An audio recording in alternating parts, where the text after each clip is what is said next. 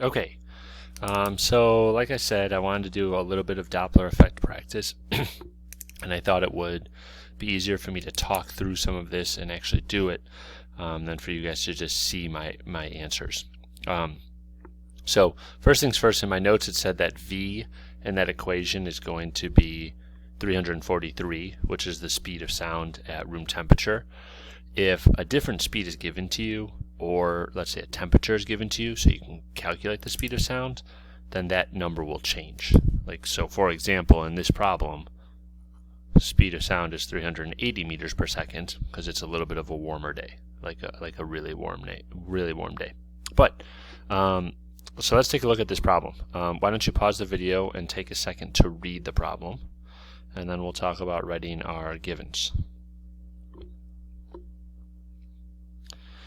Okay, so in these problems, like I said, it really matters whether the object is approaching the observer and if the observer is approaching or going away from the object. So we have to consider those things separately. So sometimes what's easiest to do in these problems is to just draw a picture.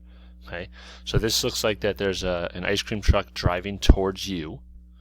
So I'm going to draw me, and I know that I'm the observer and I'm not moving. So I'm going to say my velocity is 0 meters per second. Then there's an ice cream truck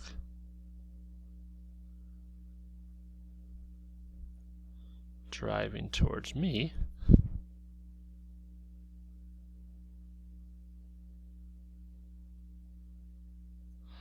And they want to sell me some ice cream. And we know that they are moving towards me, playing their sound. So that means the velocity of the source is positive 8 meters per second. Okay. This is positive because the ice cream truck is moving towards the observer. All right. The speed of sound is 380 meters per second. That was given to us in the problem. And the ice cream truck is playing a 500 hertz frequency sound. All right. So those are our givens. Our Doppler effect equation is what was given to us in our notes. And it looks pretty complicated, but it turns out that once you get all of this groundwork done and all of these givens written down, it's pretty easy to actually use that equation. Okay? You can also use a little bit of intuition too. The frequency of the sound is 500 hertz, and the ice cream truck is approaching the observer. So the frequency, the answer you get should be a number that's higher than 500 hertz. That's the frequency of the source, and the frequency of the observer is what we're looking for. All right. So at this point, I just plug in what I know. 500 hertz times the quantity, speed of sound, plus that speed of that observer, or sorry, velocity of the observer, so 0, and then speed of sound minus the velocity of our source.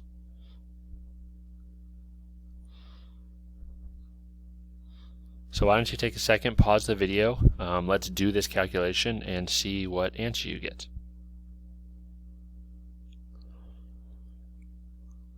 All right, so hopefully you ended up with an answer that is a higher frequency than that given frequency. Okay? So at this point, you can kind of check and say, hey, is this a higher number than this frequency? And it is, so it turns out we're in pretty good shape. Okay? The next problem, I'm going to have you pause the video, and I want you to actually write down the givens.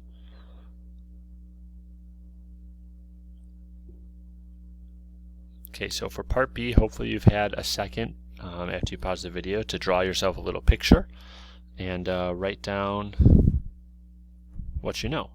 So the observer is still not moving. All right. The speed of sound is still 380 meters per second. The frequency of our source is still 500 hertz, except in this problem, our ice cream truck is now driving away from our observer.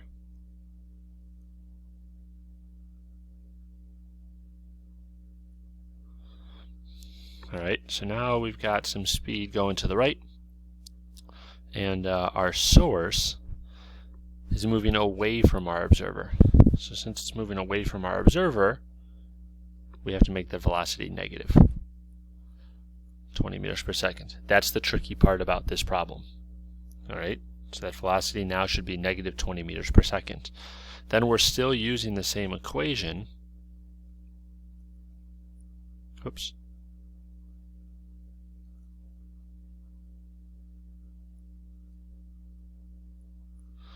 And we're still plugging in our givens looking for the observed frequency. Alright, this was just a mess up. You can ignore that. But now we have some different numbers. So here, why don't you try and pause the video?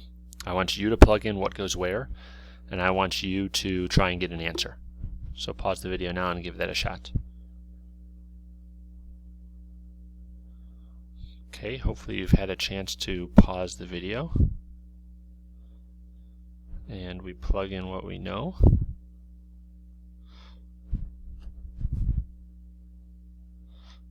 And since this is minus negative 20 meters per second, that's the same thing as plus 20 meters per second. So your observed frequency, again, since it's driving away from the observer, should be lower. And hopefully you got an answer of 475 points. Let's just call it 475 hertz.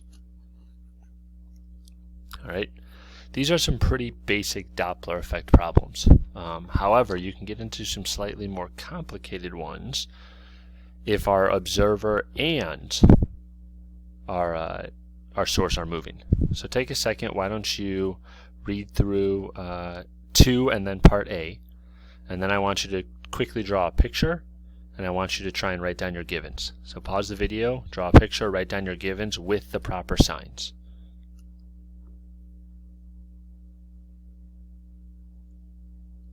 Okay, hopefully you had a chance to pause the video. I'm going to draw myself a little picture. So here's our Jedi that's holding his lightsaber. Alright. And it looks like he's running towards a stormtrooper. So he's going to be moving towards the other person who's standing there very scared and holding his little pistol. Alright. So it looks like Luke Skywalker is charging towards the stormtrooper. His lightsaber's making a noise. So that means Luke is going to be the source of the sound. And since he's moving towards the observer, his velocity is going to be 6 meters per second. Alright. And it looks here like the power of the force, Luke moves towards his opponent at 6 meters per second. And the terrified stormtrooper half-heartedly runs towards Luke. So this observer is moving towards the source with a speed of 2 meters per second. So we're going to say the velocity of the observer is negative 2 meters per second, because he is indeed moving towards the source. Alright, it says Luke's lightsaber hums at a frequency of 95 hertz. So the frequency of the lightsaber is 95 hertz. And the speed of sound is 343 meters per second.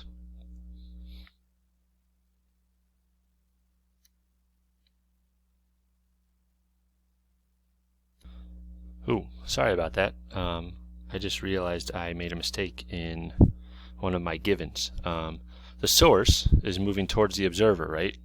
So his velocity is 6 meters per second. The observer is moving towards the source, so his velocity should be positive 2 meters per second. So my mistake. A good rule of thumb when you're doing these is to say, is the source moving towards the observer? If so, the velocity is positive. If the observer is moving towards the source, his velocity is positive. All right? If this guy was running away, then we would say his velocity is negative 2 meters per second because the observer is moving away from the source. All right? So we've got our givens. It looks like these two things are approaching each other, so this observer should hear a higher frequency than that 95 hertz. But we can actually do the calculation to figure this out. So why don't you take a second, pause the video, and do a calculation, and then hopefully you end up with the right answer. So take a second, pause the video, and do your calculation. All right. When you come back and hit play, all of my work is going to be up on the screen. So pause the video and try it yourself now. Okay, so there's what I plugged in there. My speed of sound I've got is 343, and we're going to go plus VO, or plus that 2 meters per second, and then minus VS, or minus the 6 meters per second. This should leave you with an answer of 97.3 hertz. And for our last problem, it looks like I did a pretty good job of making a different example, because now we've got this guy getting scared and he is running away from Luke Skywalker. All right. So Luke is still moving towards our bad guy with a velocity of 6 meters per second. His lightsaber still hums at 95 hertz frequency. The speed of sound is still 343 meters per second, except now our guy is running away because he's scared of Luke Skywalker, understandably so. All right, so he's moving this way, and it looks like he's moving with a velocity or speed of 10 meters per second. All right, so here's what I want you to do. Pause the video. We know this is going to be the velocity of the observer. I want you to write down that velocity with the proper sign. Okay, so hopefully you've got this down as negative 10 meters per second, because he is indeed moving away from Luke Skywalker. Okay. In my notes and in my explanation, I said that you need to consider each of these things separately. Okay. So the source is moving towards the observer. That's a positive velocity. The observer is moving away from the source. That's a negative velocity. Let's say that this observer had a velocity of, I don't know, negative 2 meters per second. You might say the source is catching up to this stormtrooper, right? The source is catching up to the observer. Don't worry about how these things behave together. Worry about them separately. All right? Even though Luke is going to be approaching the bad guy, the bad guy's velocity, or the observer's velocity, will still be negative 2 meters per second. Even though he's getting closer to Luke, he's moving away from Luke. All right? So that is very, very important when you're writing down your givens. Okay? Back to our original problem. Pause the video here, and I want you to try and use the equation to get the observed frequency now. All right. When you unpause, all my work is going to be up on the paper. So go ahead and pause and give it a shot yourself. Okay. So you can see here I've plugged in all my givens. My V plus my VO is actually V minus a 10. And then my V minus VS is my 343 minus that 6. All right. Once you finish this calculation, you should get 93.9 hertz. All right. Thanks for joining me with some examples. The math of this isn't too tough. It's the signs part that is kind of confusing. So hopefully this helps, and hopefully you have a good understanding of what you need to do for homework and the web assignment. Thanks. Bye.